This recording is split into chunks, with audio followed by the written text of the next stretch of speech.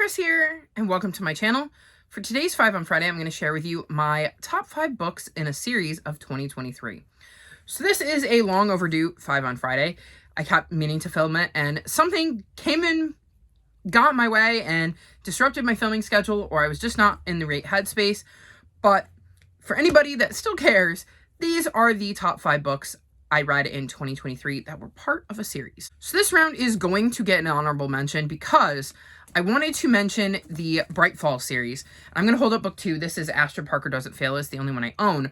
But every single book in this series deserves to be on this list, but isn't, because I tend to go with 5 stars, and none of these books got 5 stars. So I feel like I enjoyed my 5 stars better, because if you got a 5 star for me, I loved it. There was no complaints. These ones are a little too spicy for me, but the non-spice scenes were like the most amazing things I read all year. So while I didn't think it was fair to put them above any of the books on my list because of the fact that these books I enjoyed more overall, I did want to highlight them because it is so rare for me to love a romance book as much as I did, because like, y'all have no idea how excited I was about these books, how quickly I tore through them. My only problem is when we got to the spicy scenes, I was kind of checked out. It wasn't really my bag. So again, I didn't think it was fair to say that they were my top books of 2023, because I definitely would argue that I don't have any complaints about the 5 I'm about to mention. But I did want to highlight the series. The first is Delilah Green Doesn't Care. Then we go to Astrid Parker Doesn't Fail. And then we finish it off with Iris Kelly Doesn't Date. An amazing romance series. If you don't like spice, I would still recommend checking it out because the non-spice stuff is so good. If you do like spice, then what are you waiting for? These books are absolutely amazing, and I'm sure that you will enjoy those scenes because, well, that stuff doesn't bother you. I mean, I can't speak to the quality of them because it's not something I particularly enjoy, but I've heard good things about them from people who do like spice as well. So this is absolutely an honorable mention for this video, and I couldn't film this video and not mention this series. With that out of the way, I can now dive in to my top 5. And this is, for the record, in no particular order. First, I'm going to mention Bookshops and Bone Dust. So this is the prequel to Legends and Lattes. And in this, we're following an orc named Viv, who is a mercenary. And in this book, we're going back to when she was a fledgling mercenary, before she really got her feet underneath her.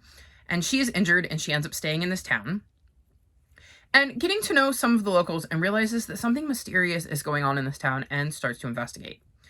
I loved getting to see a younger Viv and getting to see what she was like before we meet her in Legends and Lattes, where she's like battle hardened and ready to put that life behind her. This is a Viv who is ready to dive in with both feet and be the badass character that we know her to be from Legends and Lattes. I love the friendships she makes in this, and the way we can see the similarities between the Viv in this book and the Viv in Legends and Lattes, and the way we can see just glimpses of the beginning of some of those in this, where like some of the seeds are planted for where Viv ends up. I just was sucked into this, and I took my time with it. So it wasn't when I flew through, like, say, this series, but it is one I absolutely adored because I took my time with it. I wanted to stay with these characters. I wanted to drag it out because I was so invested that I didn't want to leave. So this was just an amazing prequel, and anytime Travis Baldree would like to write more in this world, I'm down to read it. Next, I'm going to mention One Star's Confession. So this is a super edition in the Warrior series. And if you're new to my channel, Warriors is a series that follows forest cats who live in clans and have to try to coexist. The super editions follow one specific cat and take a deep dive into their life. And we get like usually long stretches of their life, as opposed to in some of the other books where it's one specific short period of time. And this one, we're learning all about One Star, and I was fascinated. He is such an interesting character if you know some of his journey. And I purposely waited until I knew that none of this would spoil any of the main arcs. So I knew everything that would happen to One Star that was important for this book, but I didn't know them from his point of view. And knowing what was going through his head during these moments we had seen glimpses of from other characters' points of view was absolutely fascinating, because it adds such depth to One Star's character and really makes you understand his motivations, because there were definitely things he chose to do that seemed a little bit confusing. from the character's perspective we were getting it in the main arcs. So I think this was a brilliant super edition in the series. I thought it gave me everything I could have wanted to know about One Star and then some. And it just made me love him all the more and made him really feel like a complicated character that now makes a lot more sense when we understand his motivations for doing what he did. Then I kicked off the series by reading the Vanderbeakers of 141st Street. This follows the Vanderbeakers siblings, and in this one, it is shortly before Christmas, and they find out they're about to get evicted by their landlord. Not imminently, but he's not going to renew their lease, and it creates a lot of stress. And so the Vanderbeaker children decide that they're going to figure out a way to change their landlord's mind and convince him to let them stay. And let me tell you, shenanigans ensue. These kids are hilarious. I loved seeing the schemes that they came up with to try to convince this curmudgeonly old man that they should be allowed to stay. I really enjoyed the way each of the kids went about it, especially considering their different ages. So we get to see how that plays into the decisions they make when it comes to how they think the best way to go about convincing their landlord is. And there's just a lot of really good family feels in this book. So this is a series I would highly recommend because it was so brilliant and full of heart and hilariously funny. So easy 5 stars, easily one of my favorite books I read last year, series or not. Then I'm going with a graphic novel in Katie the Cat Sitter. So this follows Katie, who ends up cat sitting for her upstairs neighbor who has 217 cats, which is a lot of cats. However, she lives in a world where there's superheroes and supervillains, and one of the supervillains is the Moustress, and she begins to wonder, is it possible that this upstairs neighbor is the evil villain, the Moustress? While all of this crazy stuff is going on, her best friend is at camp. Well, she's stuck in the city, and she's worried about that friendship and has to try to deal with that with all of this crazy superhero and 217 cats going on in her life. And it is just a hilariously fun middle grade graphic novel. I love cats. And you get to see each of the cats, and they have some quirks. They aren't your normal kitties. And like, here is a page of all of the kind of cats. There's just so many kitties, and each of them has a quirk that makes them stand out.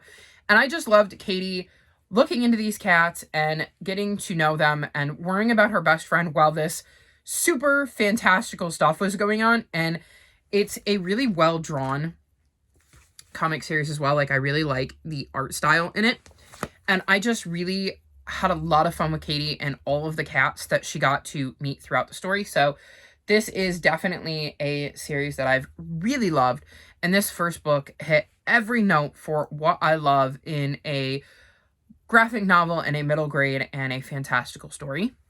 And then the last book that I'm going to mention is The Chalice of the Gods. This is the 6th book in the Percy Jackson and the Olympian series. And choosing this book was hard because I limit myself to 1 book per series. I have read series where I could legitimately have filled this list with the entire series, so I always try to limit myself to 1 book per series. And as you know, if you follow the Percy Jackson universe, we got 2 books in the Percy Jackson universe series. Now, technically, they're not part of the same series. They're just part of the same world. But for me, the Percy Jackson universe is one big series with different arcs in it. So you have the Olympians, you have the Heroes of Olympus, you have the Trials of Apollo. And then you had the new book, The Sun and the Star, which follows Nico D'Angelo. So, and I don't know whether that's the start of a series or not, which was another reason why it was iffy as to whether I should put it on here, because if it's not the start of its own series, does it count if you don't consider the Percy Jackson universe as one big series? So I went with The Chalice of the Gods, and it was so much fun being back with Percy, Annabeth, and Grover after all of the books I've read where we've kind of branched off and gone and met other characters in the Percy Jackson universe. It was so much fun to be back with the OG trio. I loved this. I loved, like I said, being back with Percy, Annabeth, and Grover. It felt like Rick Riordan hadn't missed a step when it came to writing the dynamic between the 3. I loved the place within the greater universe that this takes place, because that was one of the questions I had going into it, knowing the greater universe, was what time period did this take place? Where in the midst of the books is like the events in this book happening? And I thought it was absolutely perfect to stick it where it was. I love that we're going to be getting more with the OG trio, as this is, I think, the first of 3 new books we're going to be getting, and I'm just so in love with the series and these characters, and it was just so much fun to be back with them, and I can't wait to see whether the next book in the series is on my top books in a series of 2024 next year. So there you have it. These are my top 5 books in a series of 2023, with 1 honorable mention, or 3, depending on how you look at it. I loved all of these series. I would highly recommend all of these series if they're the types of series you like to read. I would love to know, let me know in the comment section below, what was your favorite book that was part of a series that you read in 2023? All of my social media is linked in the description below if you'd like to come chat with me.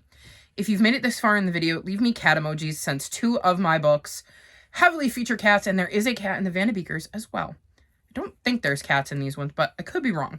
It has been a minute since I've read them. Like this video and subscribe to my channel, and I'll talk to you next time. Bye!